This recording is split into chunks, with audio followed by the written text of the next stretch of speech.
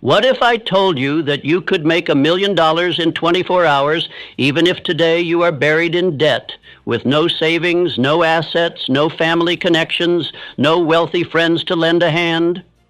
What if I told you that you could cross from poverty into prosperity faster than the clock strikes its next cycle? Even if you have failed in business, wasted years drifting, and find yourself now with nothing to show but regret? You would call me extreme. You would laugh in disbelief. You would whisper to yourself, "It cannot be so." But I tell you, I have seen fortunes turn in a single day. I have witnessed wealth rush toward a man as sudden as a storm, while his neighbor waited decades in vain. And I say to you now, it is not chance, it is not accident, it is not luck, it is law, a law hidden from the multitude because they would rather mock than obey.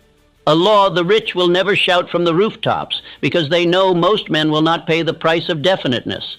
You are thinking, how? How could this be? Do not rush. If I were to give you the answer in one word, you would dismiss it as too simple, too unbelievable. That is why I will not hand you the treasure in a sentence. I will walk you into it law by law until your own mind cannot escape the conclusion. By the end of this speech, you will not only believe that great wealth can arrive in 24 hours, you will know why and how. But before I show you, let me place a warning before your eyes.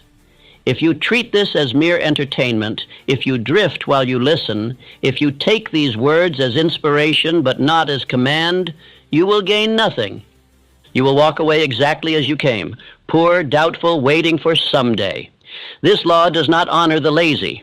It bows only to the definite. Think of this. Why does one man remain stuck for 30 years in the same misery, while another secures his fortune in a single day? Why does one man accumulate nothing but bills and disappointment, while another walks into opportunity as though it were prepared for him alone? The difference is not education, not inheritance, not connections. It is something far greater, far more mysterious, and far more available to you than to the men who pretend to be your betters. Frank W. Gonzalez discovered it when he stood in his pulpit and declared, "What I would do if I had $1 million." He had no million, no wealthy allies, no earthly reason to expect that his words would be answered. Yet within 24 hours, the fortune was his. Not because of chance, but because his words carried definiteness, desire, faith, and decision.